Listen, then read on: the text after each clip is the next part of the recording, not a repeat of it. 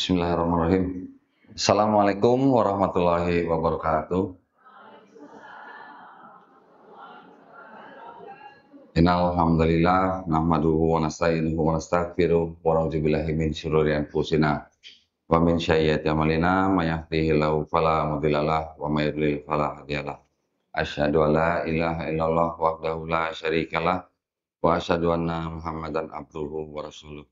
Allahumma sholli wa sallim wa barik ala sayyidina Muhammadin wa ala alihi wa sahbihi ajmain. Amma ba'd. Alhamdulillah, senang sekali saya bisa berada di masjid apa nih, Tombuati ya? Umida. Oh ya, Tombuati. Namanya Tombuati juga. Oh, Masya Allah. Namanya bagus banget ya, Tombuati ya.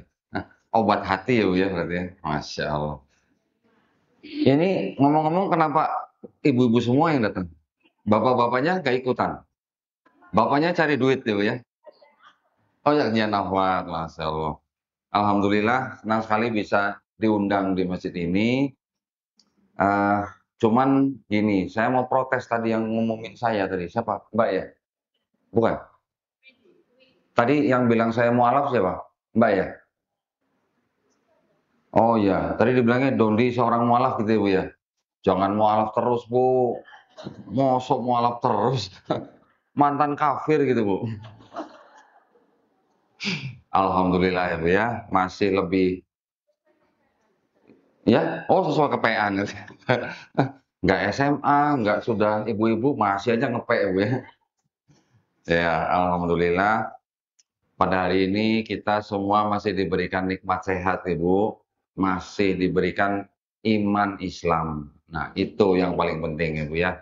Iman Islam itu adalah nikmat yang paling tinggi yang masih bisa kita peroleh dari Allah Subhanahu wa taala ya. Nah, saya ini sebenarnya kan apa ya, kalau sharing ke masjid-masjid itu kan yang saya sharing ini kan kitabnya orang lain nih. Nah, Ibu ini mau belajar kitab orang lain ini ceritanya? Enggak ya? Tapi kan gini, kalau Ibu pernah dengar kristenisasi? Pernah? Ada? Oh, di sini ada Bu? Oh, di sini nggak ada? Alhamdulillah. Alhamdulillah. Berarti saya pulang aja Bu ya kalau nggak ada ya? Nah, yang namanya kristenisasi itu kan memang ada ya, dan nyata. Kita nggak pernah tahu kapan rumah kita tuh nanti diketuk-ketuk sama orang. Ya, nanti ada orang yang ketuk-ketuk, "Selamat pagi Bu, selamat siang, selamat sore. Kami dari tim apa gitu mau memberikan kabar keselamatan," gitu. Oh, kalau dengar kabar keselamatan seneng nggak Bu? Pasti seneng ya, apalagi ibu-ibu ya, dengar kabar keselamatan gitu. Nah, ceritanya nanti ada yang bawa sembako, ada yang bawa macam-macam ya, buku, pamflet, dan segala macam. Nanti yang seperti itu, kita nggak pernah tahu kapan kita bisa didatangi orang yang seperti itu, ya. Dan itu masih ada. Nggak ngelihat tempat. Pokoknya siapa saja rumah, kalau bukan rumah agama mereka, mereka pasti datangi. Dan mereka memang diperintahkan oleh agama mereka. Nah, wah makasih Mbak. Hmm.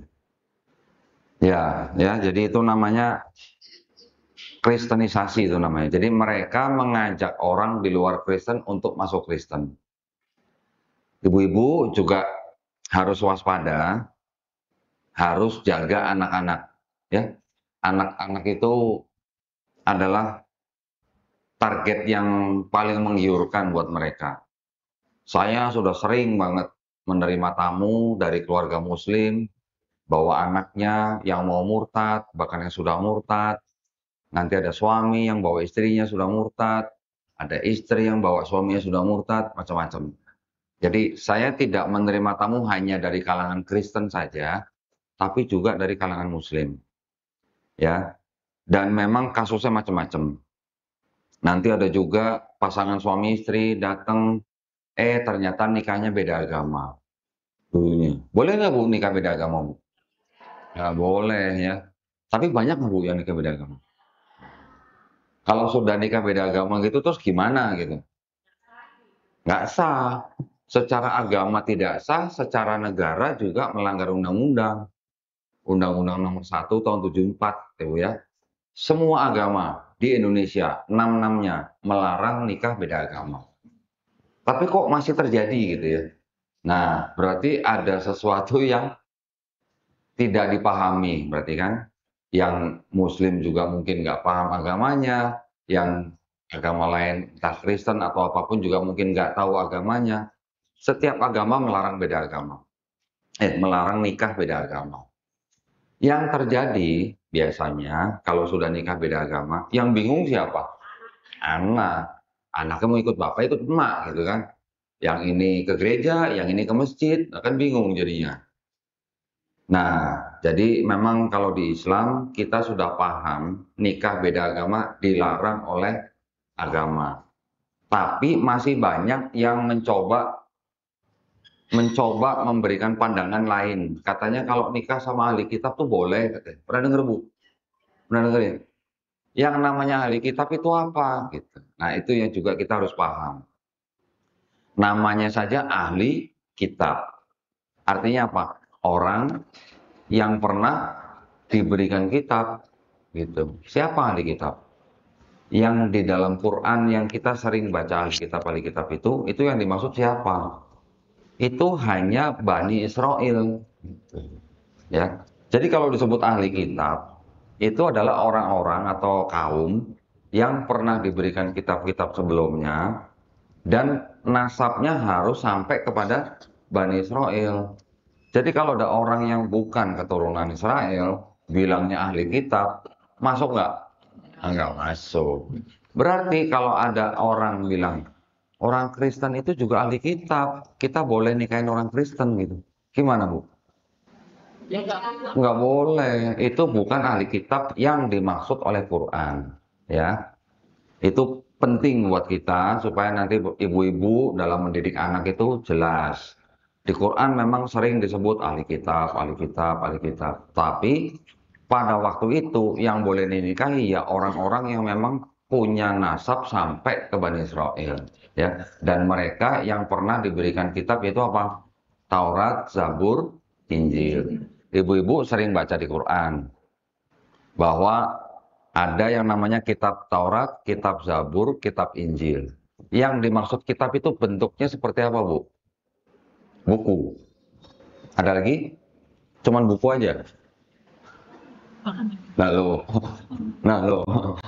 Ibu-ibu pasti pernah baca di Quran, ya kan? Ketika Nabi Isa alaihissalam masih dalam gendongan ibunya, ya, membela ibunya yang dituduh oleh kaumnya berzina karena punya anak Nabi Isa alaihissalam tanpa suami atau tanpa ayah, dianggap berzina. Yang membela ibunya Nabi Isa sendiri yang masih dalam gendongan ibunya, berarti masih kecil. Dikatakan di dalam Quran surat Maryam, ya, ayat ke-30. Nabi Isa alaihissalam berkata, aku adalah hamba Allah. Dan aku diberikan apa? Kitab Injil. Apakah yang dimaksud dengan kitab Injil itu buku yang jatuh dari langit? Nah, mosok masih bayi dapat buku itu kan gimana ya? Berarti yang dimaksud dengan kitab itu apa, Bu? Wahyu, ya, apalagi? Kitab Injil untuk siapa? Untuk Bani Israel, ya kan? Berarti kalau Nabi Isa alaihissalam diberikan kitab Injil untuk Bani Israel, berarti kitab ini apa? Apakah Nabi Isa alaihissalam bagi-bagi buku? Petunjuk. Apalagi, Bu? Peraturan. Apalagi? Hukum. Apalagi? Perintah. Ya, ibu-ibu ini udah pintar nih kayaknya. Belajar kristologi di mana, Bu? Jadi kata kitab di dalam bahasa Arab itu artinya memang bisa wahyu yang dibukukan atau wahyu yang ditulis, ya. Tetapi juga bisa artinya apa? Hukum, ketetapan, perintah, aturan, ya. Kan konteksnya di dalam Quran itu kalau sebuah kaum atau Bani Israel menerima kitab atau diberikan kitab, artinya Bani Israel diberikan hukum, diberikan ketetapan, diberikan aturan oleh Allah Subhanahu wa taala melalui nabi dan rasulnya. Gitu ya, Bu ya. Jadi kalau kita dengar kitab jangan langsung mikir buku gitu. Belum tentu gitu. Apakah ibu-ibu pernah baca di Quran atau di hadis Nabi Isa alaihissalam menulis buku? Tidak. Apakah ibu-ibu pernah baca di Quran atau di hadis Hawariyun, ya, pengikut Nabi Isa alaihissalam menulis buku? Tidak. Terus kalau misalnya nih Bu, nah ini saya bawa alat peraga nih, ya supaya ibu-ibu nanti kalau melihat nggak kaget nih. Saya kemana-mana bawa kitab nih Bu. Ini ke DKM-nya saya izin dulu boleh? Bu, bawa-bawa kitab orang boleh? Boleh ya? Izin dulu, nanti takut ada yang protes nih. Mosok di masjid bahas kitab orang gitu, bukan bahas Quran gitu ya.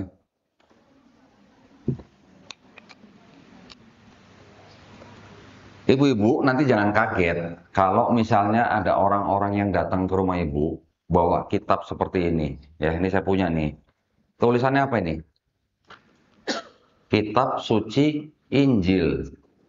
Ya, nanti mereka bilang inilah kitab Injil yang diterima oleh Nabi Isa alaihissalam. Nanti dicoba bahkan diberikan gratis ke ibu. Ya, nanti ada satu lagi yang warna hijau. Ya, saya bohong nggak ya?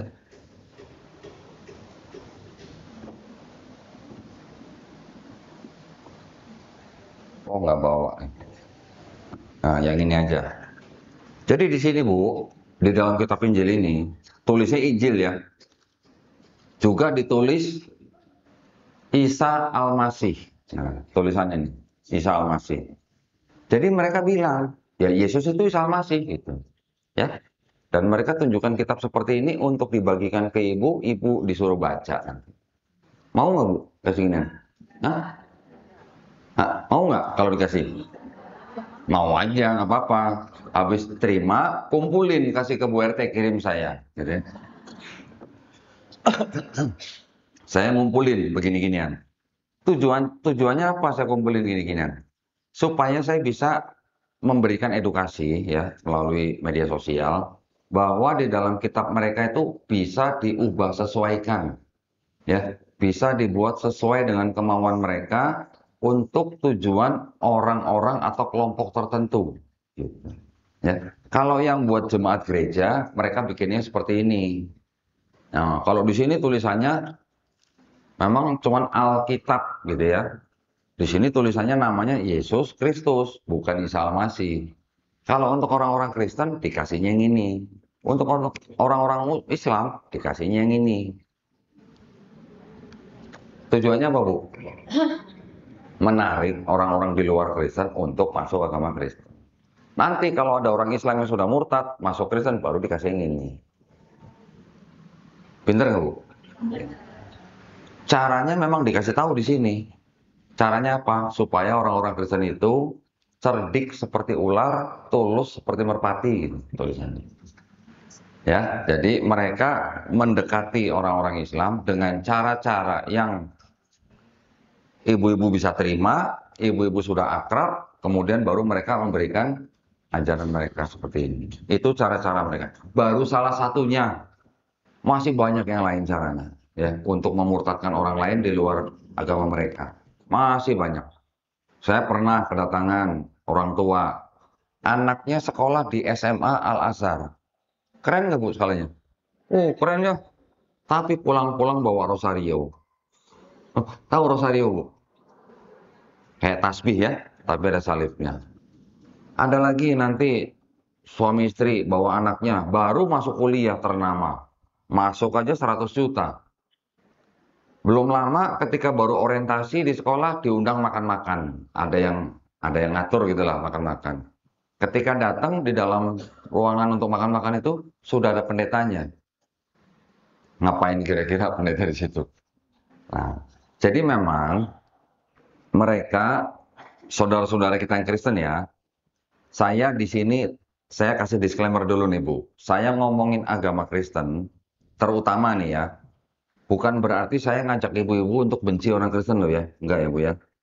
Mereka juga tetap saudara-saudara kita, satu tanah air, satu bangsa. Ya, jadi kita tetap harus menghargai dan bertoleransi kepada orang-orang di luar Islam.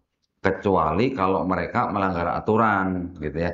Kalau nggak melanggar aturan, kita tetap harus bertoleransi sama mereka. Kita tidak boleh ganggu, kita tidak boleh mengejek, kita tidak boleh menghina. Tetapi kalau ada upaya-upaya mereka mengajak kita masuk agama mereka, nah ini yang kita bahas sekarang. Ya, bukan berarti untuk menghina orang Kristen, bukan. Keluarga besar saya juga masih banyak yang Kristen, Bu. Nah, intinya mereka itu sebenarnya memang diperintahkan oleh kitab mereka. Kitab mereka nih ada perintahnya untuk mengajak orang menjadi orang Kristen. Perintahnya ada di, kalau kita kan biasa sebut dengan surat gitu ya. Di Quran kan ada surat ini gitu. Saya pakai istilah surat supaya ibu-ibu gampang paham ya. Di kitab mereka ada yang namanya surat Matius pasal 28 ayat 19. Bunyinya begini. Karena itu pergilah, jadikanlah semua bangsa muridku. Maksudnya murid Yesus gitu ya. Baptislah mereka dalam nama Bapa dan Putra dan Roh Kudus. Jadi mereka memang disuruh mencari orang untuk dijadikan Kristen. Perintahnya di sini. Caranya macam-macam. Caranya yaitu tadi, cerdik seperti ular, tulus seperti merpati. Nanti ada juga orang-orang dari mereka yang biasanya untuk suatu daerah tertentu ya, yang mungkin sudah muslim semua gitu ya. Mereka nanti akan bangun tempat ibadah, pasti. Entah dengan cara menyewa, entah dengan cara beli, mereka bikin rumah ibadah. Biasanya kalau yang awal-awal mereka pakai bahasa dari mereka lokal, misalnya dari Jakarta ke suatu daerah yang apa namanya terpencil gitu, bikin rumah ibadah, bikin kebaktian pakai bahasa lokal, misalnya bahasa Indonesia. Tapi bahasa lokalnya itu kan yang di sana kan beda, mungkin misalnya bahasa daerah gitu ya. Nanti setelah itu lama-lama mereka pakai bahasa di daerah itu, gitu, pakai bahasa lokal situ. Lama-lama mereka menerima tradisi orang-orang situ, ya. Terus tambah lagi lama-lama mereka akan menerima tradisi Islam yang di situ. Lama-lama mereka akan berpenampilan seperti orang Islam, pakai gamis, pakai kopiah, berjenggot dan sebagainya. Pokoknya kelihatannya seperti orang Muslim, tapi mereka belum mengaku sebagai Muslim. Nanti tingkat yang paling tinggi mereka akan mengaku sebagai Muslim, bahkan KTP-nya Islam, ya. Bahkan mereka bisa ngajar Quran. Ada yang jadi dosen, ada yang jadi guru, macam-macam, ada yang jadi dokter. Tetapi mereka tujuannya adalah untuk apa? Nyari orang untuk dijadikan misionaris. Mereka cari orang Islam untuk dijadikan misionaris, itu bukan orang-orang yang mungkin suka ngerumpi, malas sholat, atau yang tukang mabok, itu enggak. Mereka carinya yang seperti ibu-ibu nih yang rajin ngaji, gitu. Ya, yang rajin sholat, yang ibadahnya bagus, yang mereka cari begitu. Jadi kalau ada seorang misionaris di suatu daerah, dia menjalankan misi dia mencari orang untuk dijadikan misionaris lagi. Jadi seperti MLM gitu, Bu. Ya, satu misionaris dapat dua, nanti masing-masing dapat dua lagi, masing-masing dua lagi, berkembang gitu. Itu yang sedang terjadi, sampai sekarang masih ada. Memang mungkin nggak kelihatan, karena mereka menjalankan misinya tuh dengan sebutan apa ya, misi senyap gitu lah. Itu yang misionaris. Nanti kalau yang dari kalangan gereja, ada lagi. Mereka bikin program, seminar, webinar, segala macam. Dikumpulkan orang-orang Islamnya. Nanti mereka memberikan kayak semacam konsultasi. Nah, di situ nanti ada orang masuk agama mereka. Itu sering terjadi di daerah-daerah. Saya pernah kedatangan orang, mantan evangelis, misinya dia di suatu daerah, sekali bikin seminar, dua kali bikin seminar, 800 orang masuk Kristen. Yang begitu banyak, gitu ya. Jadi ibu-ibu memang harus benar-benar waspada. Oke. Bukan berarti saya ngajak untuk tidak boleh bermuamalah dengan siapapun, bukan. Tetapi hati-hati ketika menerima ajakan undangan yang bukan dari masjid gitu misalnya. Ya, itu pesan saya. Nah, saya bergabung di sebuah yayasan, namanya Yayasan Pembina Mu'alaf at-Tauhid, ya, pusatnya di Surabaya. Kami membantu orang-orang yang mau masuk Islam, mau memeluk Islam.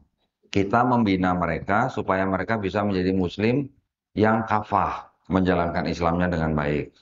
Semuanya dijalankan. Yang laki belum sunat kita sunatin. Yang laki perempuan kita ajarin ikro dan segala macam. Tetapi selain itu, kita juga mengikuti yang namanya jalur perang pemikiran. Nah, perang pemikiran ini dengan kaum yang sebelah tadi, yang sering ngajak-ngajak orang Islam masuk agama mereka, itu yang kita perangi pemikirannya, gitu ya. Jadi kita melakukan perang pemikiran dengan mereka dalam rangka apa? Dalam rangka melindungi dan membentengi iman dan akidah umat Islam dari upaya-upaya pendangkalan akidah dan juga upaya-upaya pemurtadan. Seperti ibu-ibu yang sekarang sedang di sini ini, gitu ya. Saya nanti akan menceritakan sedikit tentang apa yang ada di dalam kitab mereka, supaya ibu-ibu paham, oh bagaimana sih akidahnya mereka, apa sih yang mereka percayai, gitu ya. Dan bagaimana kita mengenal misi atau strategi mereka. Ya, tadi sedikit sudah saya singgung. Selain itu, mereka juga melakukan misi-misi itu juga di tempat-tempat umum. Bisa di sekolah, ya, seperti tadi yang sekolahnya di Al-Azhar tapi pulang bisa bawa rosario. Di rumah sakit, di pusat perbelanjaan, bahkan ada yang masuk ke jalur-jalur apa kantor-kantor pemerintahan. Juga ada. Memang itu adalah misi mereka. Nah, makanya kalau ibu-ibu nih, ibu-ibu semuanya berkerudung di sini. Masih ada nggak yang menyekolahkan anaknya di sekolah Kristen? Nggak ada ya? Alhamdulillah. Kalau dulu banyak nggak, Bu? Kenapa begitu? Katanya disiplin gitu ya. Ya, ya memang kita juga nggak bisa menyalahkan ya. Dulu memang mungkin sekolah-sekolah Islam masih kurang. Sekarang sudah banyak. Nah, jadi jangan sampai kita mengirimkan anak-anak kita sekolah di sekolah yang akidahnya berbeda dengan kita. Mau dibilang tetap dijaga toleransi dan sebagainya, pasti tetap ada upaya-upaya. Ya, belum lama ada seorang ibu-ibu datang ke tempat saya. Beliau adalah tunanetra dari lahir. Karena orang tuanya mungkin tidak mau repot membesarkan dia, akhirnya ibu ini waktu kecil dimasukkan ke sekolah luar biasa. Tapi yang punya yayasan Kristen. Setelah remaja keluar dari yayasan udah jadi Kristen. Gimana kalau gitu? Sulit gitu ya mencegahnya. Sulit karena orang tuanya juga tidak mendampingi setiap hari. Apalagi kalau anak itu mondok gitu.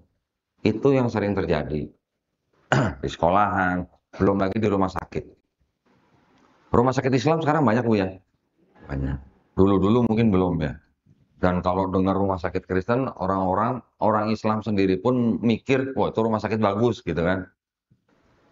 Di rumah sakit itu juga banyak terjadi modus-modus ketika ada orang yang sudah kritis, ya bahkan bisa dikatakan sakaratul maut, pihak keluarga disuruh keluar, nggak boleh jaga. Nanti pihak mereka yang ngurusin. Ternyata simsalabim pasiennya bisa masuk Kristen tanpa diketahui oleh pihak keluarga. Kita pernah ngirim utusan ke sebuah rumah sakit Kristen di Bandung. Seorang laki-laki, ibunya sakit, masuk rumah sakit Kristen, nggak punya BPJS, harus operasi. Si pemuda ini tidak punya biaya untuk operasi. BPJS-nya punya tunggakan gitu ya. Oke. Akhirnya sama rumah sakit ditawarkan, boleh kami operasi, biaya kami tanggung. Tapi, nah ada tapi ini. Nah, tapinya apa? So Kristen. Kita kirim utusan, kita lunasi tanggungan BPJS-nya, kita keluarkan dari rumah sakit itu.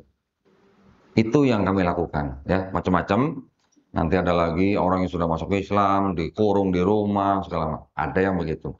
Bahkan sampai ada yang dipasung di dalam rumah orang tuanya sendiri.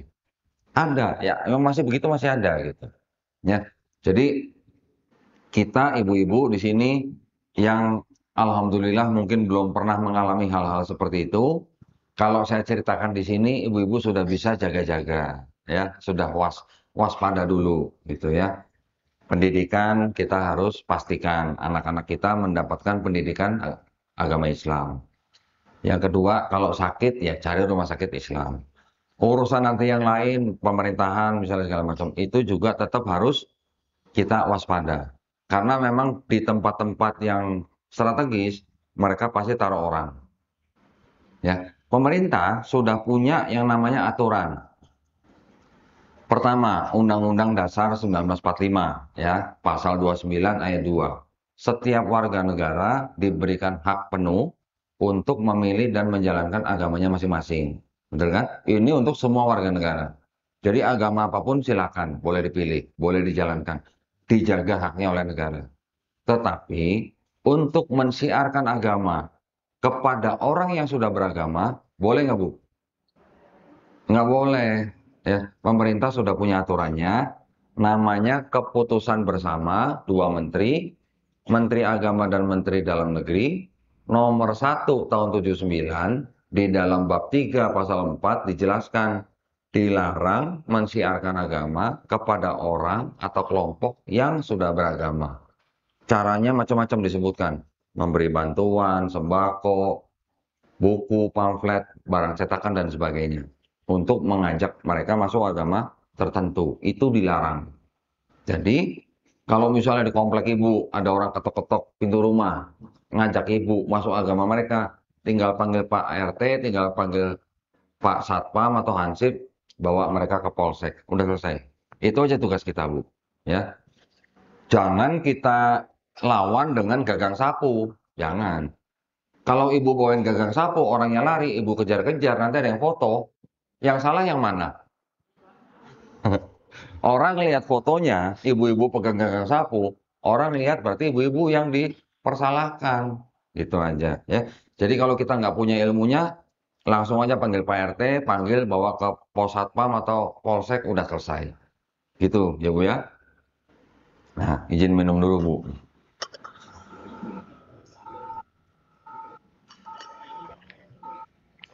Nah, tadi saya sudah menunjukkan seperti ini. Ya, juga yang ini. Ini ada tulisannya Alkitab, ya Bu ya. Ibu-ibu, saya minta, ya, saya anjurkan, saya himbau, jangan sebut ini sebagai Alkitab. Kenapa? Karena Al-Quran kita juga disebut Alkitab. Betul nggak? Nah, karena Quran kita disebut Alkitab juga, makanya jangan sebut ini sebagai Alkitab. Ini adalah kitab sucinya orang Kristen, ya biarkan saja mereka mau sebut ini Alkitab, itu hak mereka.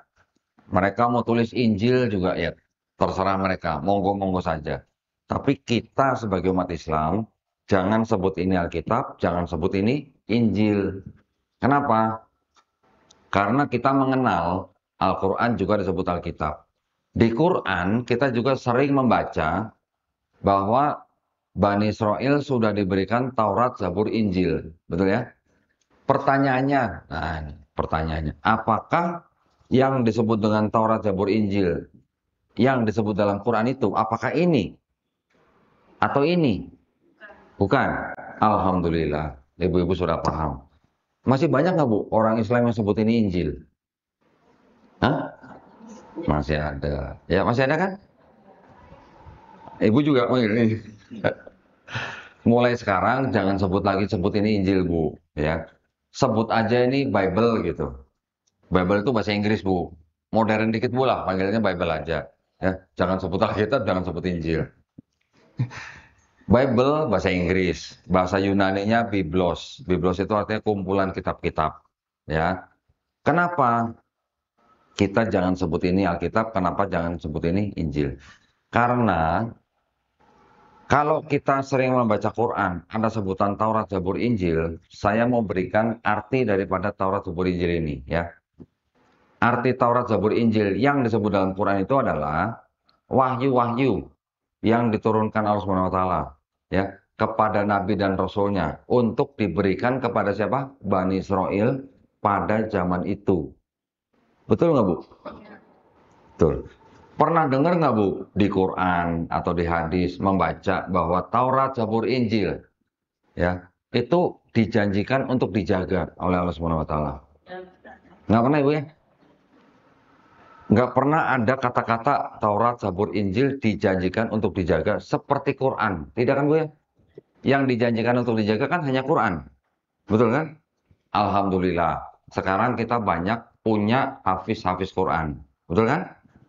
Jadi kalau mushaf Quran kita semuanya dikumpulin, kemudian itu kan hard copy ya.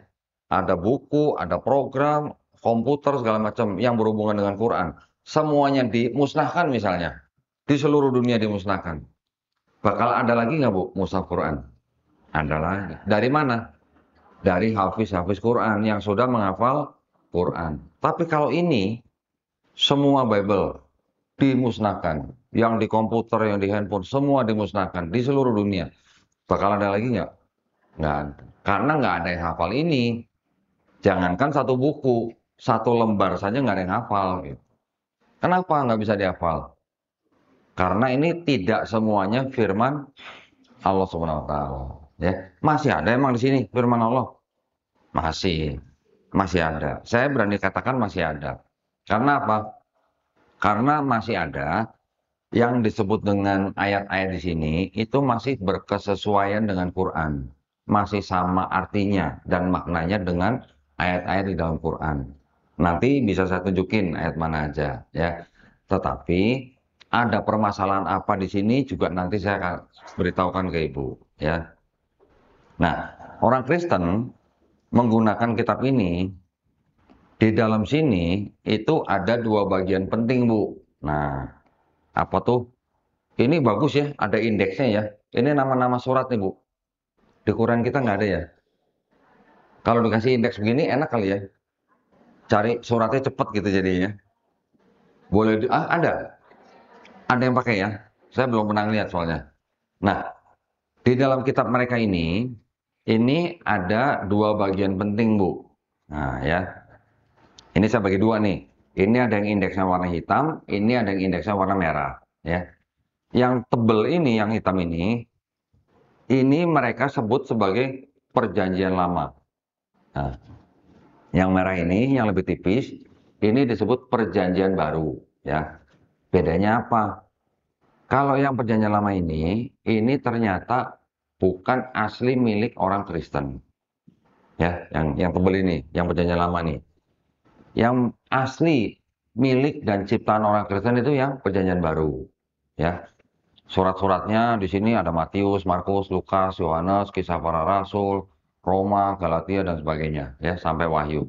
Kalau yang di sini ini sebenarnya asalnya dari ya mana? Yahudi. Ini sebenarnya milik orang Yahudi. Jadi, kenapa kok kitabnya orang Yahudi kok bisa masuk ke dalam kitab orang Kristen? Karena ternyata memang Kristen itu sendiri yang menciptakan juga orang Yahudi. Gitu ya. Tetapi orang Yahudi yang seperti apa yang menciptakan agama Kristen? Nah, nanti kita bahas ya. Yang kitabnya orang Yahudi ini itu asalnya dari kitab ini. Nah, ini saya bawa nih. Ini kitabnya orang Yahudi. Namanya apa? Namanya Tanakh, tulisan itu ya. Tanach, Tanakh. Tanakh ini singkatan. Singkatannya apa? Torah, Nevi'im, Ketuvim. Itu bahasa Ibrani, Bu, ya, bukan bahasa Malang itu ya. Torah itu yang kita kenal dengan sebutan Taurat, ya, atau mereka sebut Torah. Yang disebut Torah itu ada 5 kitab. Kejadian, Keluaran, Imamat, Bilangan, Ulangan, ya, nggak usah dihafalin, Bu ya. Yang kedua, Nevi'im. Nevi'im itu Nevi atau Nabi, ya, Nabi bahasa Arab, Nevi bahasa Ibrani. Kitab nabi-nabi itu yang menceritakan tentang kisah nabi-nabi. Ada Nabi Yesaya, Yeremia, Yeskiel, ada Nabi Hagai, Habakuk, Ayub, Yunus, dan sebagainya. Kelompok yang ketiga itu namanya tulisan-tulisan atau ketuvim. Gitu. Ketuvim itu bisa tulisan-tulisan orang bijak atau juga bisa tulisan-tulisan nabi. Gitu. Salah satu kitabnya di dalam ketuvim itu adalah Mazmur. Kita sering membaca Zabur, ya kan? Nanti ada lagi kitab, misalnya apa? Kidung Agung, Amsal, Ratapan, Pengkhotbah dan sebagainya. Jadi ketiga kelompok kitab itu menjadi satu kitab namanya Tanakh. Ya. Tanakh ini ditulis dalam bahasa Ibrani. Nah, tulisannya seperti ini nih, Bu. Kelihatan nggak? Seperti ini nih. Kalau kita nggak biasa ngeliat seperti cacing gitu ya. Tapi sebenarnya bahasa Ibrani ini dengan bahasa Arab itu bahasa yang serumpun. banyak miripnya. Ya. Orang Ibrani kalau dengerin orang Arab ngomong, mereka bisa paham sedikit-sedikit artinya. Seperti kita dengan orang Malaysia gitulah. Ya. Sama-sama ditulis dari kanan ke kiri. Ya, nanti juga ada harkatnya atau mereka sebut nikut. Ya, nikut atau harkat atau harokat. Mirip-mirip gitu lah. Nah, kitabnya orang Ibrani ini, kitabnya orang Yahudi ini ditulis dan disusun kira-kira tahun 450 sebelum, ya, sebelum Masehi. Jadi sebelum ada Nabi Isa alaihissalam. Ditulis, disusun, apa namanya, kira-kira 450 sebelum Masehi oleh siapa? Oleh orang-orang Yahudi yang sedang dibuang di Babilonia. Ya, mereka pernah dijajah oleh Babilonia, dibuang ke Babel. Kemudian setelah mereka dibebaskan oleh bangsa Persia, baru mereka kembali ke Palestina. Nah, kitab ini yang dipakai oleh orang-orang Yahudi, ini diterjemahkan ke dalam bahasa Yunani. Nah, ini kitabnya. Jadi saya kalau ngomong harus ada barangnya gitu, ya.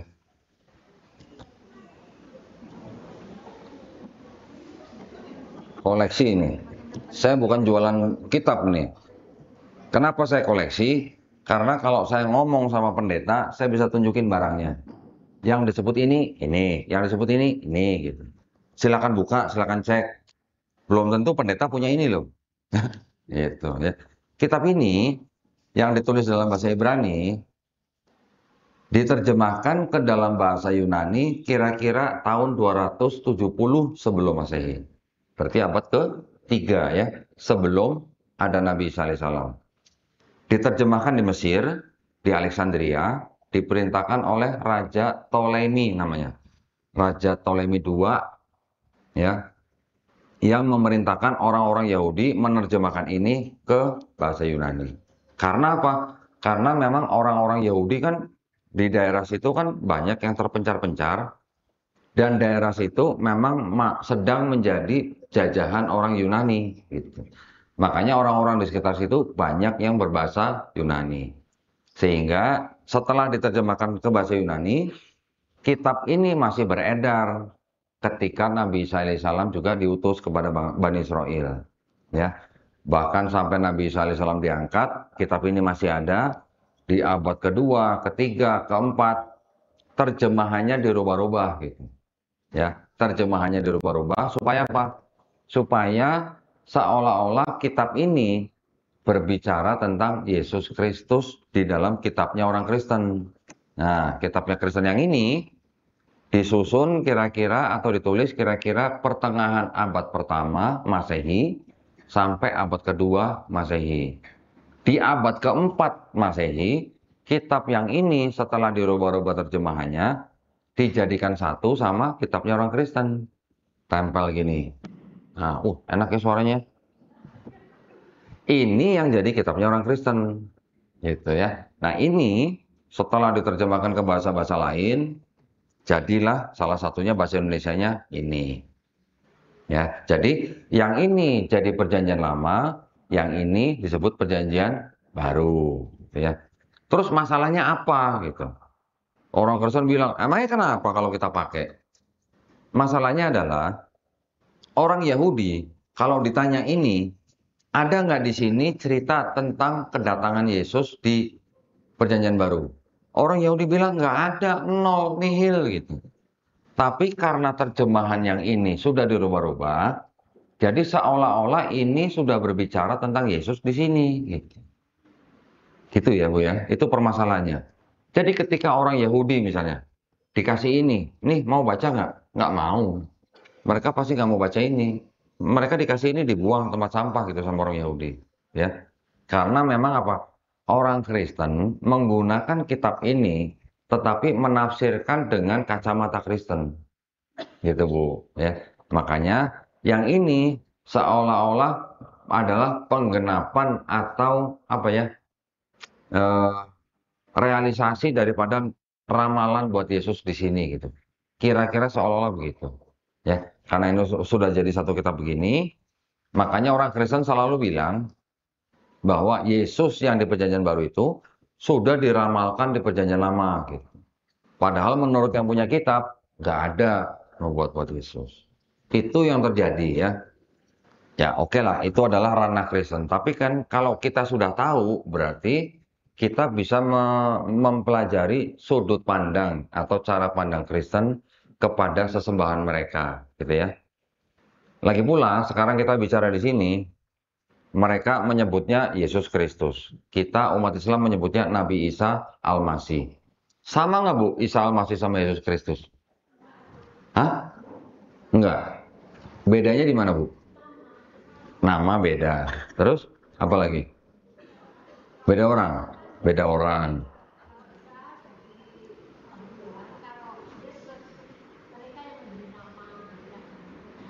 Gitu ya. Ini Bu ya, ini saya informasikan ya. Kata Yesus, Yesus dalam bahasa Indonesia ya. Kalau bahasa Inggris kan Jesus, ya. Kalau di Cina isu gitu bilangnya. Kata Yesus dalam bahasa Indonesia itu paling baru ada itu abad-abad 19, Bu. Ketika Bible dalam bahasa Belanda diterjemahkan ke dalam bahasa Indonesia, ya. Kalau Nabi Isa alaihissalam ketika masih hidup, ya, dipanggil Yesus gitu, dia bakal nengok nggak? Nggak bakal nengok. Nama dia bukan Yesus gitu. Nama dia siapa? Isa dalam bahasa Arab. Dalam bahasa Aramaik apa? Hah? Iso. Nah, jadi yang disebut dengan Nabi Isa alaihissalam, karena dia lahir di tanah Palestina yang berbahasa Ibrani dan bahasa Aramaik, dia berbahasa sehari-harinya menggunakan bahasa Aramaik. Ya, Aramaik itu bahasa Syria gitulah. Ya, nama aslinya Iso, nama bahasa Ibraninya Yesua, gitu ya. Ibu tahu nggak Yesua nih? Ketika mereka bangsa Israel sedang dijajah oleh bangsa Romawi, orang Romawi kan pakai bahasa Yunani, ya. Mereka menyebut Iso nggak bisa, harus ditambahin us belakangnya gitu. Jadi mereka nama orang kan memang selalu ada us-usnya gitu. Matius, Markus, gitu ya. Jadi ketika Iso ditambahin us, jadi apa? Isus. Nah, jadi Iso itu adalah nama aslinya dalam bahasa Aramaik. Yesua itu nama dalam bahasa Ibrani. Isus itu orang Romawi gitu. Orang Arab sebutnya apa? Isa. Berarti sama nih ya, orangnya sama sebenarnya. Oke. Tetapi ceritanya berbeda. Orangnya sama, diceritakan berbeda oleh orang Kristen dan Islam. Ya. Di tahun 1524 itu baru ditemukan huruf J. Ya, untuk memisahkan huruf I dengan bunyi Y, diciptakanlah huruf J. Yang menciptakan orang Itali namanya Trisino. Saya nggak tahu kalau Trisino itu keturunan Jawa atau apa, saya nggak tahu. Tapi namanya Trisino gitu ya. Dia yang menciptakan huruf J, sehingga kira-kira 100 tahun kemudian di abad 17, barulah ada kata Jesus. Gitu. Jesus itu dalam bahasa Inggris, gitu ya. Kata Jesus baru masuk ke dalam Bible bahasa Inggris itu baru di abad 18, tahun 1750. Barulah dibawa ke seluruh dunia oleh penjajah-penjajah, masuk ke Indonesia, dari Jesus jadi Yesus. Gitu. Jadi sebenarnya Isa dan Yesus itu adalah orang yang sama. Ya Bu ya. Orangnya sama, cuman perspektifnya atau diceritakan berbeda oleh Kristen dan Islam. Jadi orangnya sama gitu loh ya. Profilnya sama profilnya, cuman perspektifnya masing-masing agama berbeda. Buat Kristen, Yesus itu adalah Tuhan, ya, perwujudan daripada Trinitas katanya. Di Islam, kita menempatkan Nabi Isa hanya sebagai nabi, hanya sebagai utusan Allah gitu ya, untuk Bani Israel saja. Bukan untuk orang Melayu, Bu, bukan. Hanya untuk bangsa Israel. Di kitab mereka, kitab Kristen, juga ada ayatnya. Yesus diutus hanya untuk domba-domba yang tersesat dari bangsa Israel. Bangsa disebut domba gitu. Untung nggak yang itu gitu ya. Itu adalah istilah-istilah mereka. Nah, Jelas di sini disebutkan bahwa Yesus diutus hanya untuk bangsa Israel. Kalau orang Kristen yang menyembah Yesus sebagai Tuhan, apakah mereka pasti bangsa Israel? Belum tentu, gitu ya. Orang Indonesia juga bukan bangsa Israel. Tapi memang karena ayat yang di dalam kitab yang punya Kristen ini, itu mengalami perubahan-perubahan. Ada yang ditambah-tambahkan, ada yang disisip-sisipkan, bahkan ada yang pinjam tapi nggak dibalik-balikin gitu Bu. Ya, namanya apa kalau gitu? Di dalam kitab sini memang banyak ayat-ayat yang disisipkan oleh penyalin, oleh pemimpin-pemimpin gereja. Untuk apa? Untuk menyampaikan doktrin mereka, gitu ya. Jadi doktrin itu bisa disampaikan lewat kitab.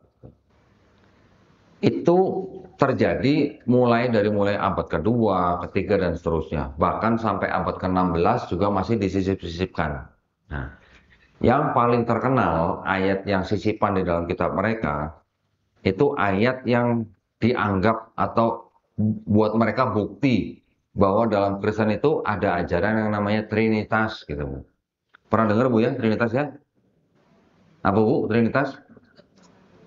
Ah, tiga dalam satu. Jadi mereka bilangnya begini, ini akidah mereka ya. Bapa atau Tuhan Yang Maha Esa itu adalah Tuhan. Putra atau Yesus itu juga Tuhan. Roh Kudus itu juga Tuhan. Tapi bukan tiga Tuhan, tapi satu Tuhan. Ada yang paham, Bu? Oh, enggak, alhamdulillah nggak paham. Kalau Ibu paham bahaya loh, Bu. Ya, jadi mereka bilangnya Bapa Tuhan, Yesus Tuhan, Roh Kudus Tuhan, tapi bukan tiga Tuhan, tapi satu Tuhan. Ya, itu paham mereka, akidah mereka. Ya, nggak apa-apa, biarin aja Bu, biarin ya. Itu keyakinan orang lain yang dilindungi oleh negara, ya monggo silakan, gitu ya. Kita nggak boleh ganggu mereka, asal mereka juga jangan diganggu kita, gitu ya. Lanjut lagi, nanti bilangnya Bapa Maha Kuasa, Putra Maha Kuasa, Roh Kudus Maha Kuasa, tapi bukan tiga Maha Kuasa, tapi satu Maha Kuasa. Nah, kalau pusing beli bodrek Bu ya. Itu adalah akidah mereka. Ayat yang dianggap sebagai ajaran atau bukti ajaran Trinitas di dalam kitab mereka itu cuma satu, Bu. Nah, ternyata satu-satunya ayat di dalam kitab mereka yang mengajarkan Trinitas ternyata ayat sifan, ayat tambahan gitu lah. Bukan tadinya nggak ada jadi ada gitu. Namanya apa, Bu? Tadinya nggak ada jadi ada namanya apa? Sulap, simsalabim gitu ya. Kalau di Quran ada nggak Bu ayat begitu, sisipan? Nggak ada ya. Quran murni semuanya firman Allah. Tapi kalau yang di sini ada sebagian firman Allah, ada sebagian perkataan penulis, ada sebagian juga sisipan.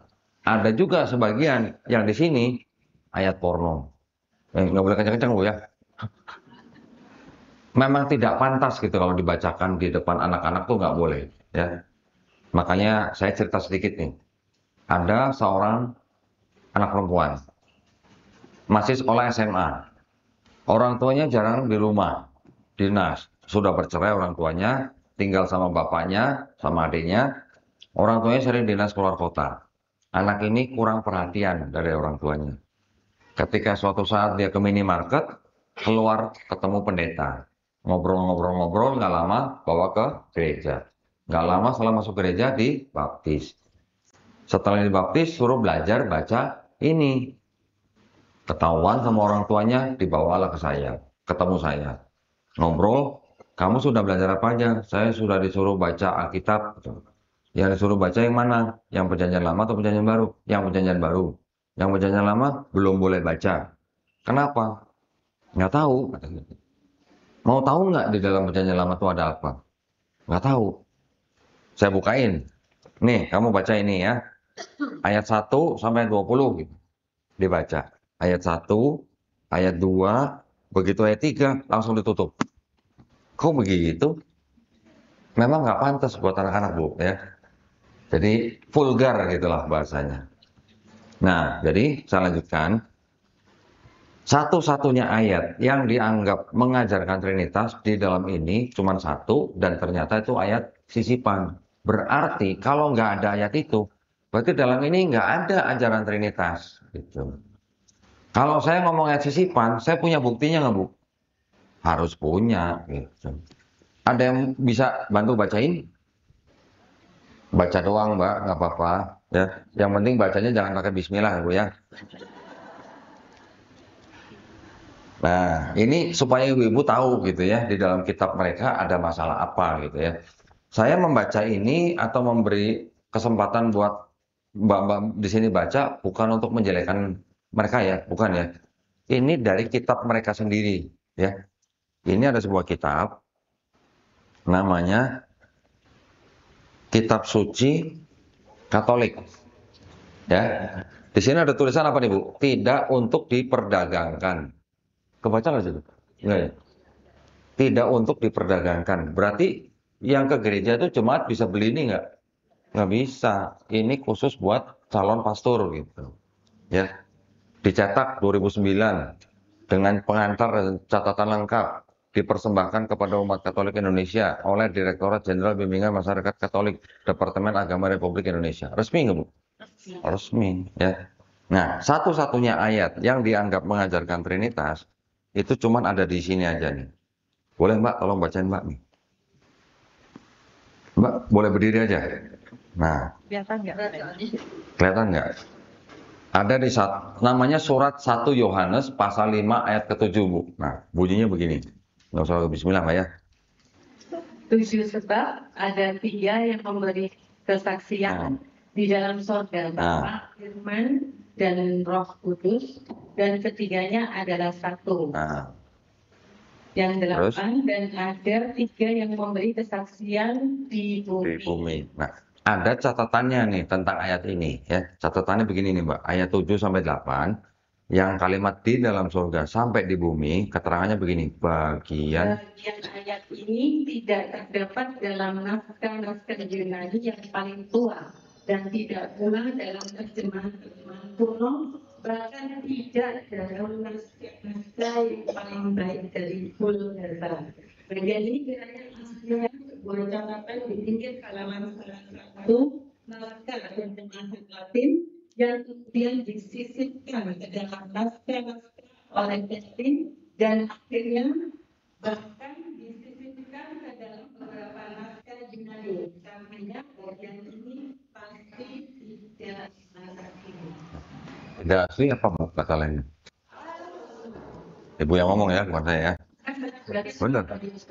Jadi kalau ada kata-kata pasti, loh ini pakai pasti loh, pasti tidak asli. Kok bisa ya?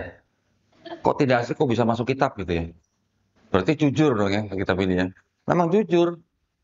Jadi artinya calon-calon pastor yang belajar kitab mereka tahu ada ayat-ayat tidak asli. Dan nggak cuma satu, banyak sebenarnya di sini.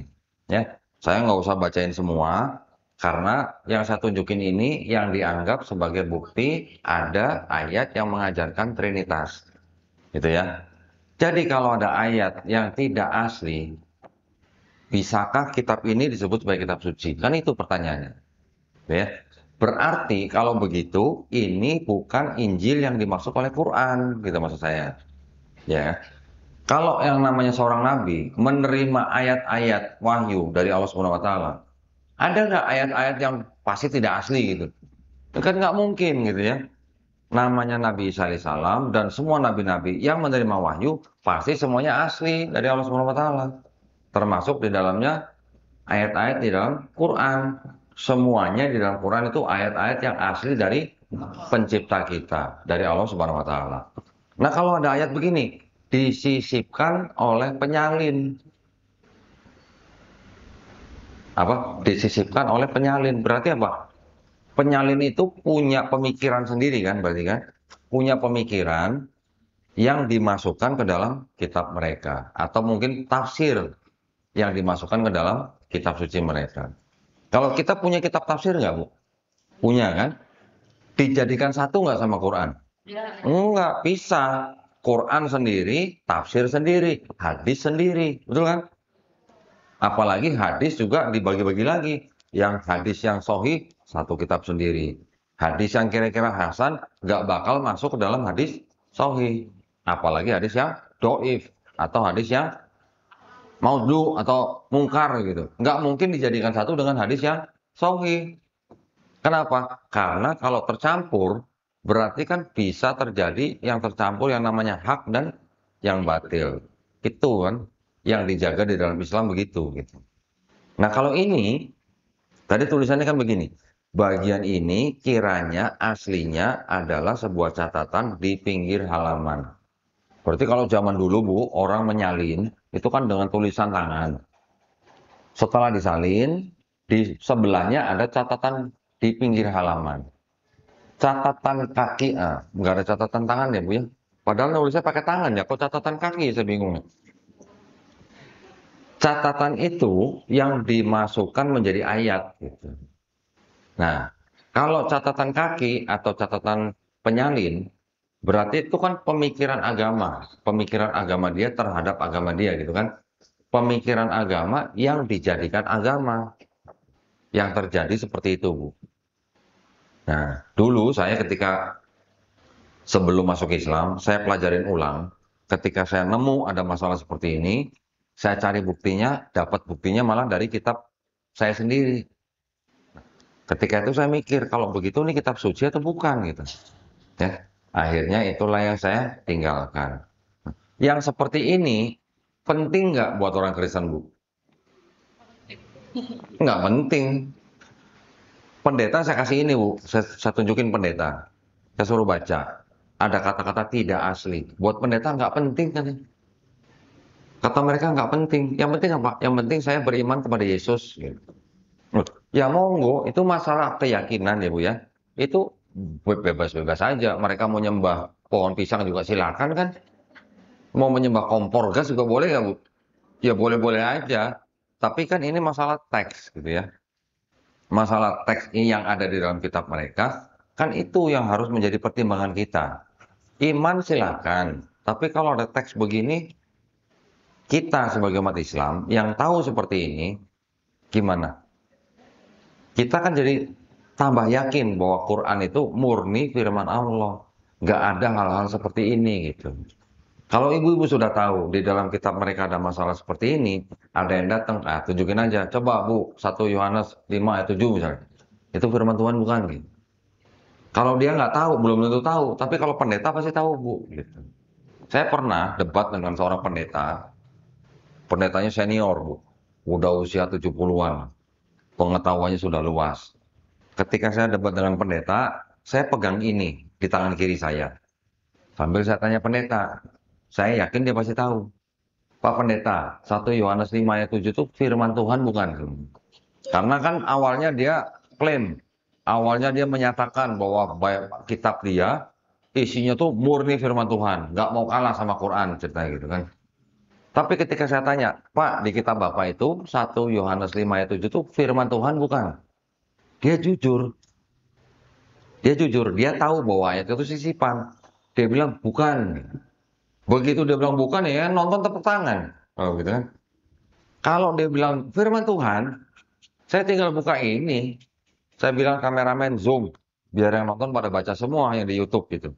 Tapi dia bilang bukan. Setelah itu saya tanya, loh kalau begitu kitab yang Bapak pegang itu kitab suci atau bukan?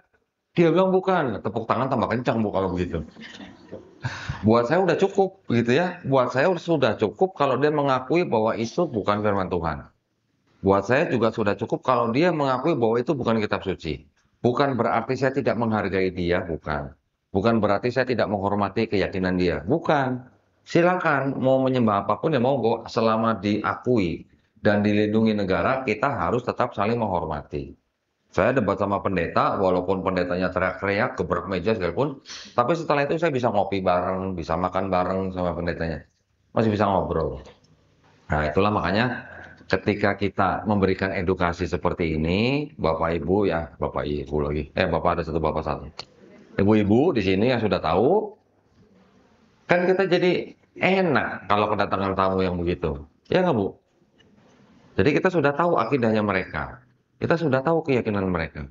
kita semakin kuat gitu, iman kita dan akidah kita gitu. Nah, orang kitab di dalamnya ada ayat sisipan gitu.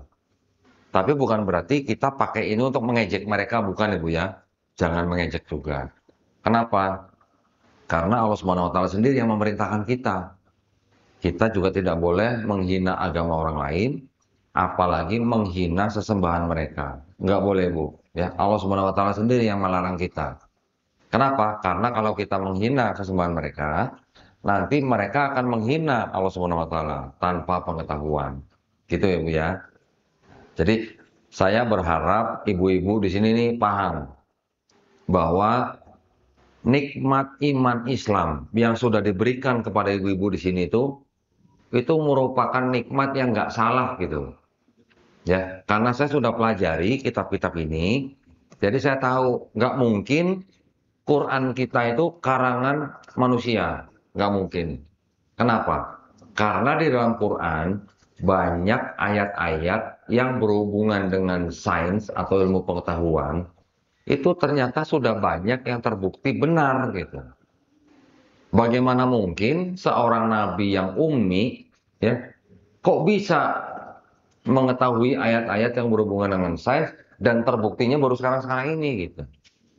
Zaman dulu kan masih belum ada mikroskop, belum ada teleskop, belum ada alat sonar juga belum ada. Kok bisa ada ayat-ayat yang berhubungan dengan sains?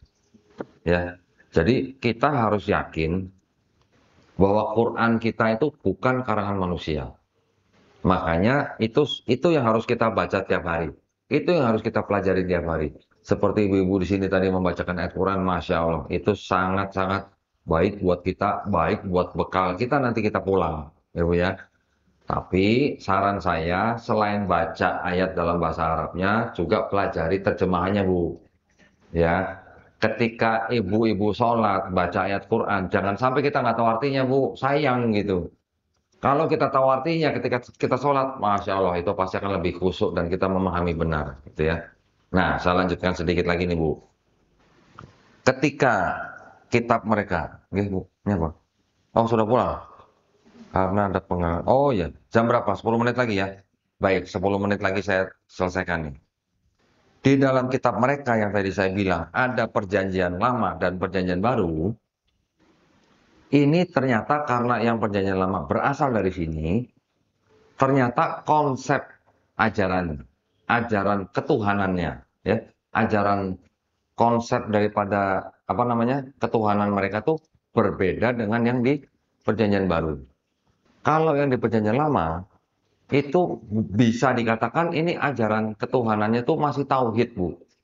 Ya, tauhid tahu kan ya, kita mengesahkan Allah Subhanahu wa taala ya. Kitabnya orang Yahudi ini bisa dikatakan tauhid. Kenapa? Karena di dalam kitab ini ada di surat Bilangan 23 ayat 19. Dikatakan begini. Shema Israel, Adonai Elohenu, Adonai Ehad. Kita mungkin tiap hari baca Qul huwallahu ahad. Ada ahad, ada ehad. Tadi kan saya bilang bahasanya kan mirip karena bahasa serumpun. Ahad bahasa Arab, ehad bahasa Ibrani. Mirip, artinya sama. Shema Israel itu artinya dengarlah hai bangsa Israel. Adonai Elohenu, Adonai Ehad. Artinya Tuhan Allah kita, Tuhan itu Esa. Sebenarnya terjemahan di sininya kurang tepat. Artinya sebenarnya bukan Tuhan Allah kita, bukan. Yang benar Allah Tuhan kita. Ya, yang benar seperti itu. Jadi kata Allah itu di dalam kitab mereka juga ada. Ditulisnya ALLAH. Kalau kita baca ini, bacanya Allah, jangan baca Allah.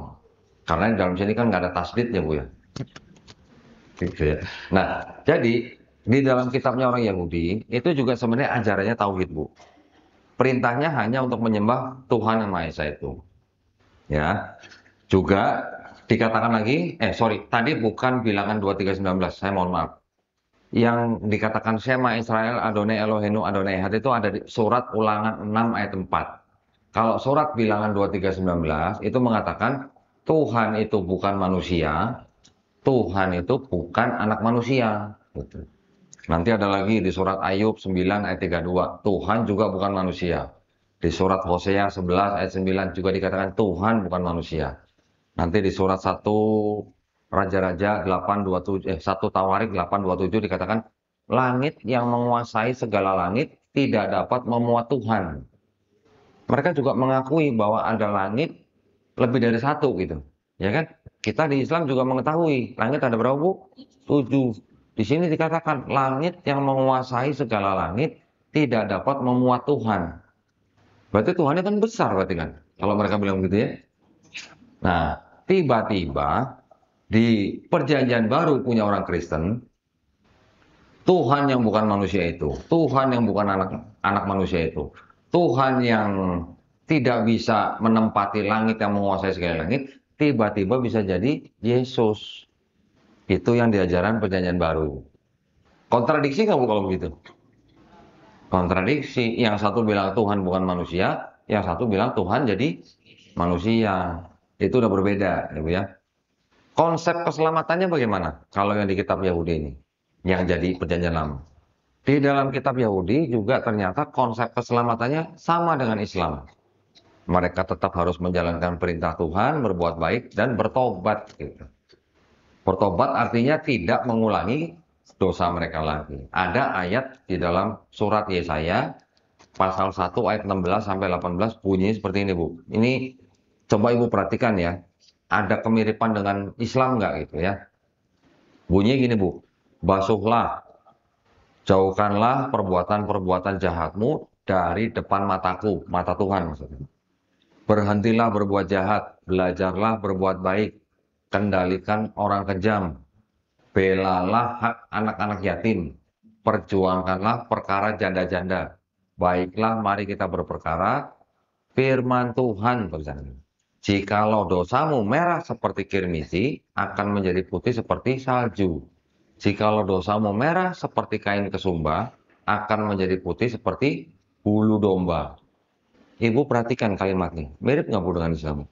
Mirip ya? Kalau ada kata-kata, jikalau dosamu merah seperti kirmisi, akan menjadi putih seperti salju, kira-kira dengan akal sehat, perlu nggak ada orang yang harus mati di atas kayu salib untuk nebus dosa manusia? Nggak perlu, gitu ya. Jadi di dalam kitabnya orang Yahudi, tidak ada konsep orang bisa menebus dosa orang lain. Di dalam surat Ulangan pasal 24 ayat 6 dikatakan apa? Seorang anak tidak dapat menanggung kesalahan ayahnya.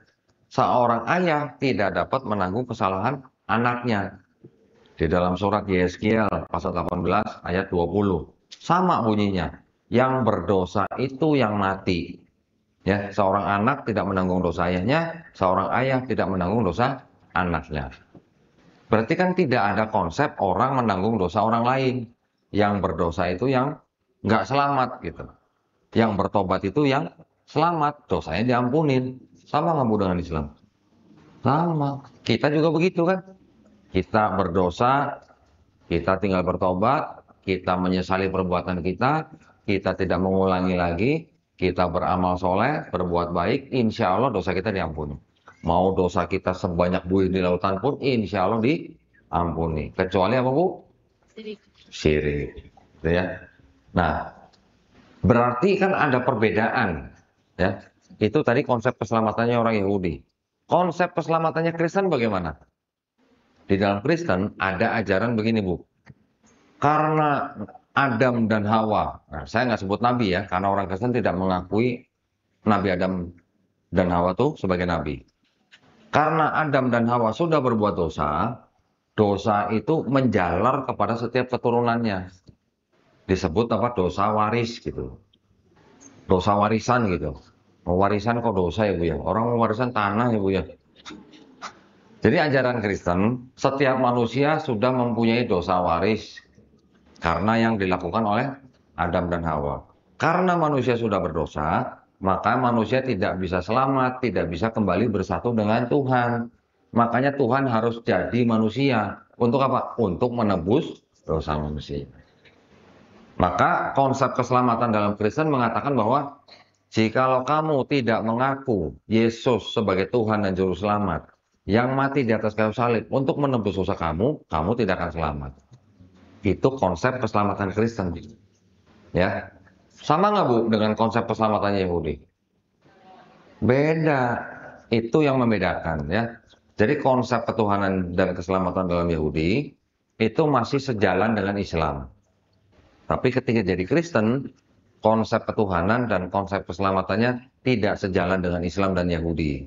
Ya, itu yang membedakan. Jadi kita harus paham nih yang gini-ginian supaya jangan kalau ibu dibilang kita ini semua sudah berdosa, tidak ada yang bisa menghapus dosa kita kecuali Yesus. Yesus sudah mengorbankan dirinya mati di atas kayu salib, gitu, untuk menebus dosa kita. Biasanya orang kalau diceritain begitu, ada yang berkorban buat kita, seneng nggak Bu? Biasanya seneng, hatinya tersentuh gitu Bu ya, gitu kan? Tapi ya ini kritik, ya ini kritik. Orang Kristen bilang bahwa dosa mereka sudah ditebus dengan matinya Yesus yang disalib di atas kayu salib, ya kan? Tapi di sini diceritakan yang menyalib Yesus itu tentara Romawi. Tentara Romawi disuruh oleh gubernur namanya Pontius Pilatus, Bu. Nah, Pontius Pilatus menyuruh menyalib Yesus karena dituntut oleh imam-imam Yahudi. Imam-imam Yahudi mendapatkan Yesus karena Yudas Iskariot. Pernah dengar Bu, Yudas Iskariot? Ya, tahu ya siapa ya? Yudas Iskariot menyerahkan Yesus karena apa? Dibisiki iblis gitu. Ada tulisannya, ada ayatnya. Iblis membisiki Yudas untuk rencana tersebut gitu. Berarti kalau orang Kristen percaya dosanya sudah ditebus karena Yesus sudah disalib di atas kayu salib, berarti tentara Romawi, Pontius Pilatus, imam Yahudi, Yudas Iskariot sama iblisnya buat orang Kristen berjasa apa berdosa?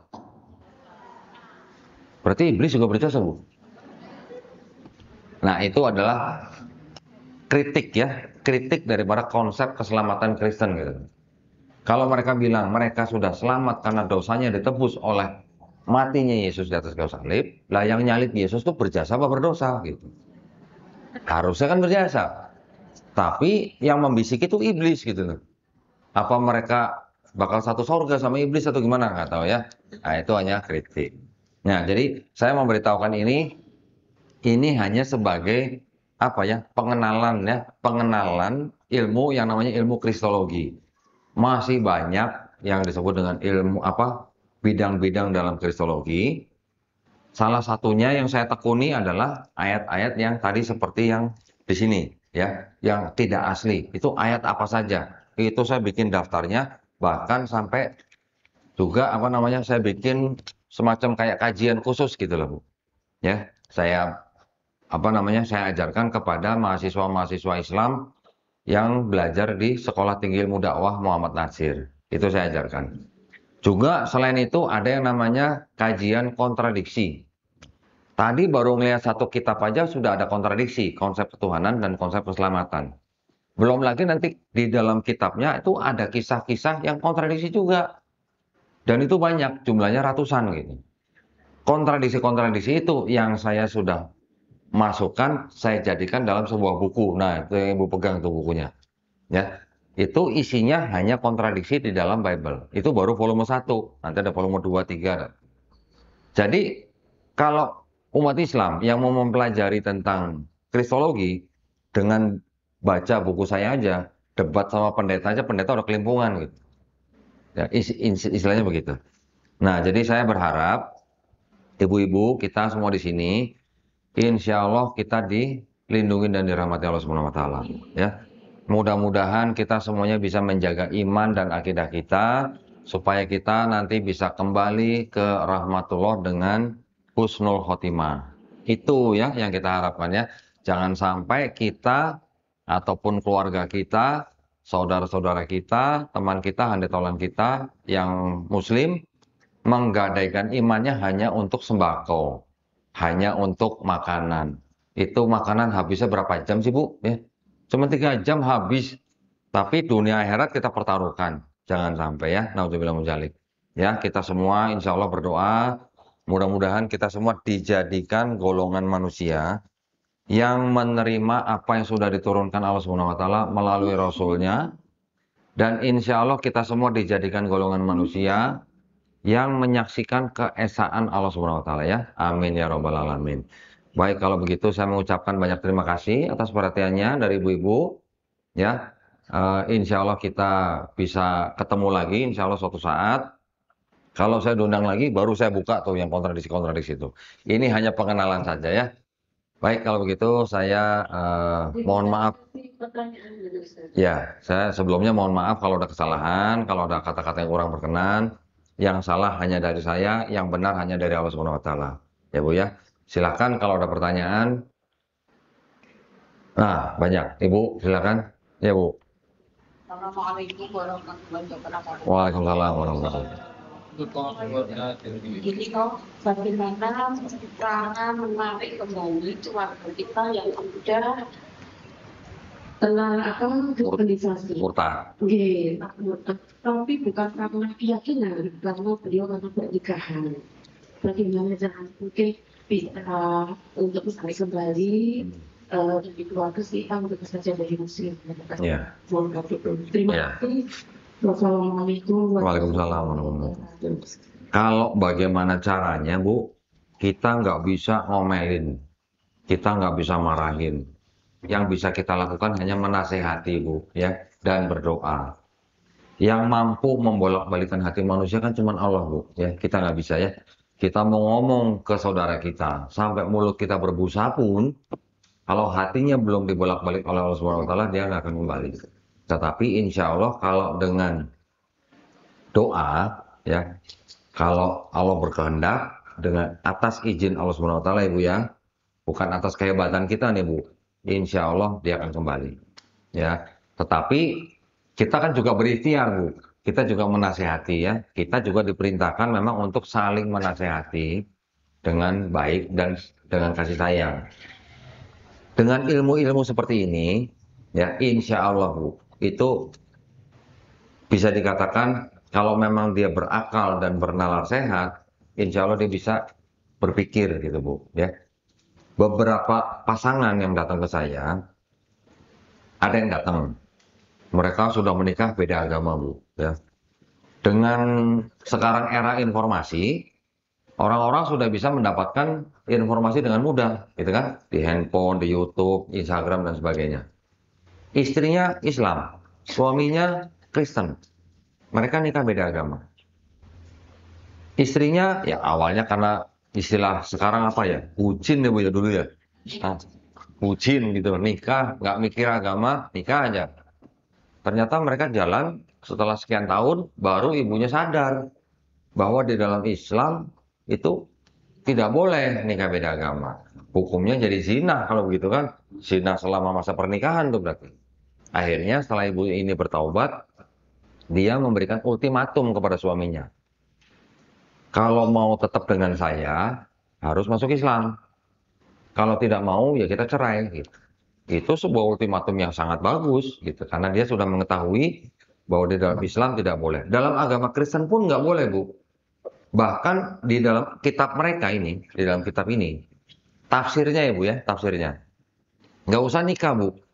Berteman karib aja nggak boleh. Berkencan nggak boleh. Bermitra usaha nggak boleh. Apalagi golongan rahasia. Apalagi menikah gitu. Itu juga dilarang, Bu, di dalam kitab mereka. Sama-sama nggak tahu lah gitu ya. Yang Muslim juga kurang ngaji, yang Kristen juga kurang gitu mungkin. Tapi setelah mereka sadar, mereka datang ke saya, ngobrol, saya tunjukin kitabnya, termasuk yang ayat tidak asli itu. Alhamdulillah, Allah Subhanahu wa taala memberikan hidayah kepada suaminya. Alhamdulillah masuk Islam. Itu saja yang bisa kita lakukan, Bu. Ya. Setelah itu selanjutnya terserah Allah Subhanahu wa taala. Tetap kita harus menasihati ya, Bu ya. Baik, kira-kira ada lagi yang lain? Silakan. Assalamualaikum warahmatullahi Waalaikumsalam warahmatullahi wabarakatuh.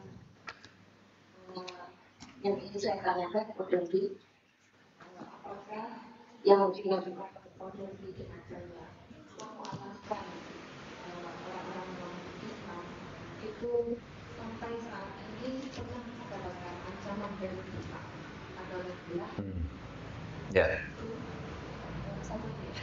Boleh, silakan. Nah, gini Bu. Saya koreksi Bu ya. Saya tidak pernah memualafkan siapa-siapa. Saya hanya nuntun syahadat aja Bu. Yang memualafkan orang itu siapa? Allah Subhanahu wa taala. Nah, itu kadang-kadang kita juga harus apa ya? Jangan, oh dia saya mau lakukan, enak aja. Yang melembutkan hati orang itu untuk masuk Islam itu Allah, cuman Allah hidayah, bukan dari saya. Seorang kiai pun tidak bisa memberikan hidayah tanpa izin Allah, ya. Nah, kalau dikatakan ancaman, ada-ada aja, Bu. Ada yang sumpah serapah juga banyak, ya. Ada yang begini, hari apa gitu ya, dibilang, nih ya, Konondi, awas, lihat nih, hari Jumat Konondi akan dapat hukuman dari langit, katanya. Saya baca komen begitu. Ya sudah, nggak apa-apa. Ya, kita lihat aja hari Jumat.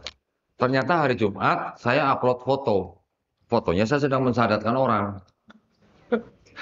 Ada yang ngancam begitu. Ya macam-macam lah, tapi belum sampai ancaman fisik, belum ada sih, Bu. Ya. Intinya niat kita hanya kita kembalikan untuk Allah Subhanahu wa taala. Niat kita hanya lillahi taala. Ya, Bu ya.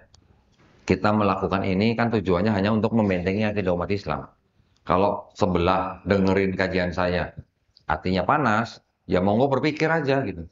Kalau mereka nggak mau berpikir, masih tetap dengan keyakinan mereka, ya monggo. Keluarga besar saya juga masih Kristen semua, Bu. Masih banyak yang Kristen. Ya. Mereka juga tahu apa yang saya lakukan. Ya mereka juga biasa aja gitu lah. Masing-masing gitu lah. Ayo gitu. Ya Bu ya. Insya Allah. Yang lain Bu, silakan di belakang sana ada. Ada lima penanya ya. 5 atau 50? 5 ya, ya. Oh iya ya. Waalaikumsalam warahmatullahi wabarakatuh. Ada dua, ada satu keluarga beda agama. Yang bapaknya itu Kristen, ibunya Islam, Haji. Cowoknya yang tak perempuan. Kalau untuk bagaimana ini mau menikah, ibunya bingung siapa yang mau Hakim, wali hakim. Wali hakim bisa Bu. Ayahnya nggak bisa jadi wali Bu. Ayahnya yang masih Kristen tidak bisa jadi wali anak itu. Nah, jadi nanti dicarikan wali hakim aja. Oh, Iya, ya Bu ya. Waalaikumsalam. Silakan Bu. saya Ustaz. Saya ingin menanyakan, tadi kan ada dua kitab, Injil yang untuk yang agamanya dan yang sudah menjadi Kristen dan yang untuk selain untuk yang kedua mungkin yang dipastikan punya non agamanya tidak terkait pertama pada dua Injil untuk yang diwajibkan itu mungkin yang Oh, ini ya, sama untuk ini. yang bisa membangkitkan itu seperti apa ya, menanamkan misalnya kita ini bisa kita aplikasi gitu. Oke, gini Bu. Di dalam Quran itu ada nggak Bu ajaran-ajaran yang pernah diajarkan kepada Bani Israel yang termaktub di dalam Taurat, Zabur, dan Injil? Ada nggak Bu? Hah? Jangankan ya, Iya. Ada nggak Bu? Ada kan? Ada. Allah Subhanahu wa taala sudah mengajarkan di dalam Quran bahwa dulu Nabi Musa pernah ngajarin begini begini begini, ya kan? Nabi Isa alaihissalam pernah mengajarkan begini begini. Ada kan Bu? Berarti yang disebut dengan Taurat, Zabur, Injil itu juga ada di dalam Quran, Bu. Nah, pertanyaan saya nih, Bu, pertanyaan. Karena saya juga dulu sering ditanya sama orang Kristen. Kalau orang Islam bilang bahwa kitab kami, katanya ya, kitabnya orang Kristen ini, bukan Taurat, Zabur, Injil, atau dikatakan ini sudah kitab palsu gitu. Mereka nanya, terus kalau begitu kitab aslinya kemana? Mereka sering nanya begitu kan? Saya jelaskan kepada mereka bahwa yang dimaksud dengan Taurat, Zabur, Injil itu hanyalah wahyu-wahyu yang diberikan Allah SWT kepada Nabi dan Rasulnya untuk Bani Israel pada zaman itu. Namanya wahyu bentuknya seperti apa, Bu? Hah? Wahyu itu seperti apa? Bukan wahyu pemain bola, Bu ya. Wahyu itu seperti apa? Kalau kita manusia biasa, bukan nabi, kalau kita lagi ngopi misalnya, kita dapat apa, Bu? Ilham. Kalau manusia biasa. Kalau wahyu konotasinya untuk nabi. Jadi kalau nabi menerima wahyu, itu apa yang dia terima sebenarnya? Berarti kan pesan atau pengetahuan yang tiba-tiba masuk ke dalam diri nabi itu. Atau bisa dikatakan masuk ke dalam kolbu, ya, kolbunya nabi. Tiba-tiba dia udah tahu aja. Bisa melalui mimpi, bisa melalui malaikat Jibril alaihissalam, macam-macam kan Bu ya. pengetahuan yang sudah diperoleh oleh Nabi itu, dia sampaikan kepada kaumnya. Ya itulah wahyu yang diterima sudah disampaikan. Yang paling jauh yang bisa kita imani sebagai kitab Taurat, ya Bu ya, itu hanyalah 2 loh batu yang dibawa oleh Nabi Musa alaihissalam ketika turun dari Gunung Sinai yang untuk diberikan kepada Bani Israel. Itu yang sebut Taurat, Bu. Selebihnya kita jangan sebut Taurat, gitu ya. Batu itu kan juga sudah dihancurkan oleh Nabi Musa alaihissalam ketika melihat Bani Israel bermaksiat. Itu saja paling jauh yang kita bisa sebut Taurat gitu, Bu. Nah, pertanyaannya sekarang, mana kitab aslinya? Tadi saya sudah jelaskan bahwa kitab itu dalam bahasa Arab belum tentu begini, Bu, bentuknya. Ya, kitab itu bisa berarti hukum, ketetapan, perintah, aturan yang diturunkan Allah Subhanahu wa taala kepada kaum tertentu ya pada saat itu gitu. Nah, jadi kalau ditanya kitab yang asli mana? Ya sudah ngikut dengan nabinya karena nabinya sudah nggak ada gitu. Gitu Bu jawabannya. Ya Bu ya. Mereka mau terima jawaban itu atau enggak itu urusan mereka bukan urusan kita Bu. Yang penting kita paham bahwa ini bukan Injil yang diterima oleh Nabi Isa alaihissalam. Ya. Ini bukan Taurat yang diterima oleh Nabi Musa alaihissalam. Kita juga nggak pernah baca kan Bu, Nabi Musa alaihissalam menulis kitab Taurat gitu kan nggak pernah kan? Kita juga nggak pernah dengar bahwa kitab Taurat dijanjikan untuk dijaga kan?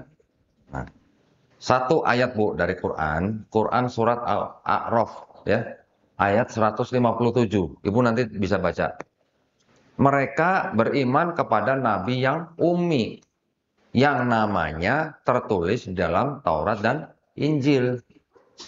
Kalau ini Taurat, kalau ini Injil, ada nggak nama Nabi Muhammad SAW di sini? Tidak ada kan Bu? Saya juga sudah pelajari, tidak ada. Kalau tidak ada, berarti kan ini bukan Taurat dan ini bukan Injil yang dimaksud ayat itu gitu Bu, maksud saya. Paham ya Bu ya? Kalau 157. Pertanyaan terakhir. Ya. Kan. Pakai mic Bu. Ada mic-nya tuh. Nah, kalau beribadah tadi, kalau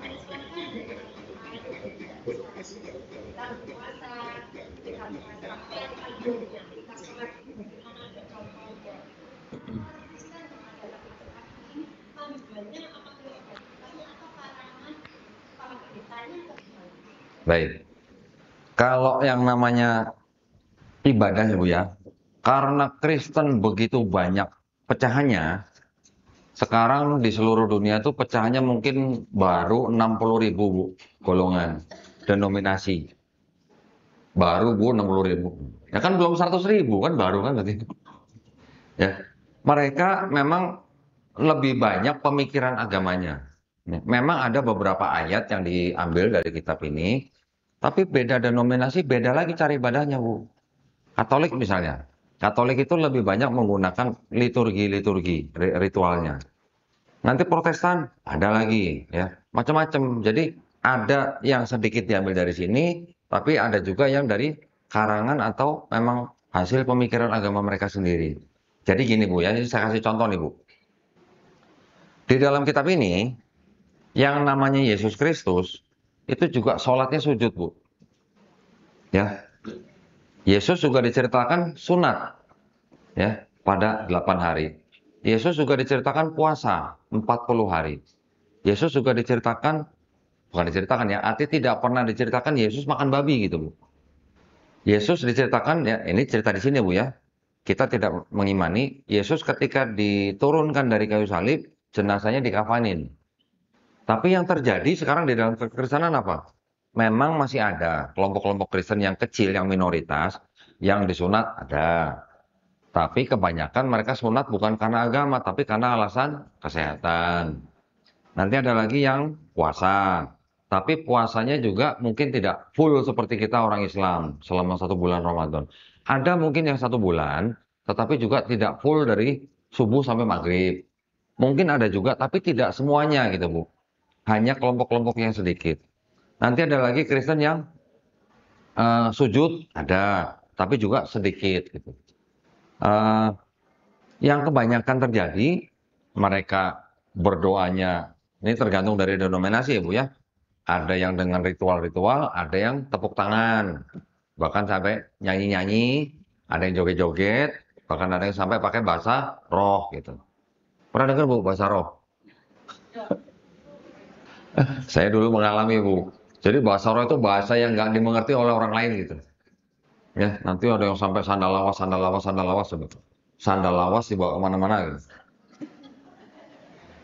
Itu hanya kontekstualisasi mereka gitu loh dalam menjalankan ibadah mereka.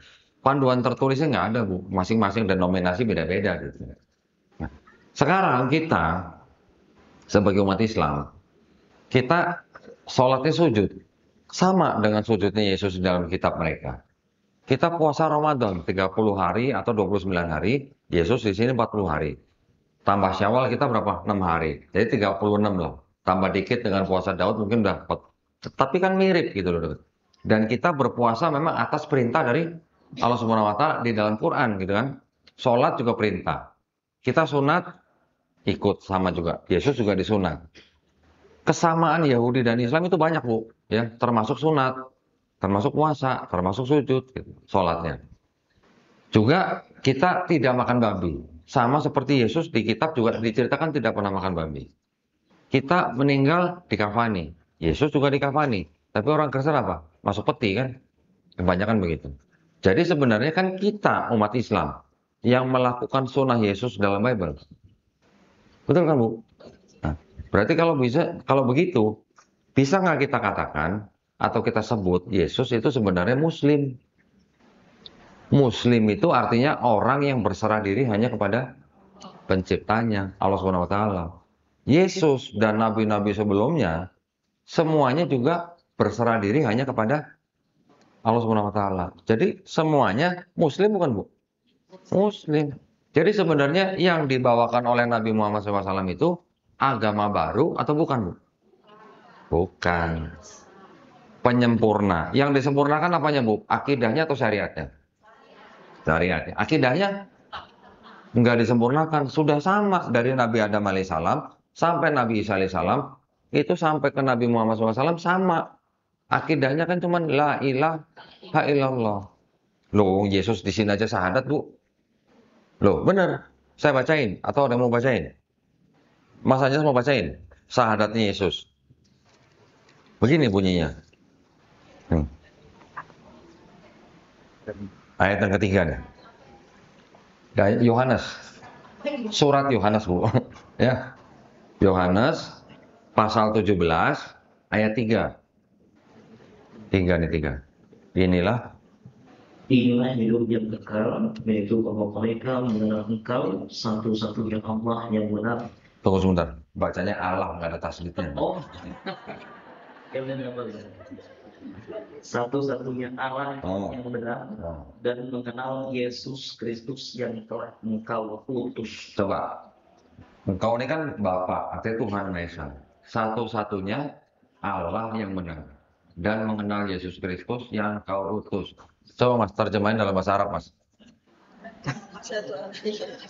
Kan gampang. Terjemahin ke bahasa Arab, apa jadinya? La ilaha illallah Isa Rasulullah. Benar nggak? Betul. Nah, syahadatnya Yesus begitu. Lah kita sama syahadatnya. Hanya beda nabinya, ya tergantung di belakangnya. Nabi siapa yang jadi Rasulullah? Gitu Bu ya. Mudah-mudahan menjawab pertanyaan ya Bu ya. Cukup atau ada lagi? Boleh ya, karena saya sudah di stop sama panitia, mohon maaf ya. Nanti kalau ada pertanyaan lagi yang lain gimana? Boleh tulis tangan ya, nah, atau lewat YouTube ya.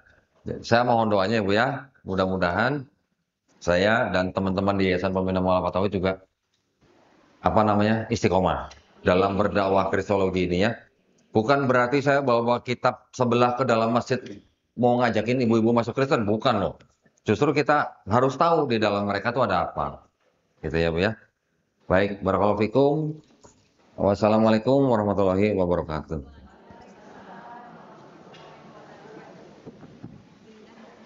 Sudah.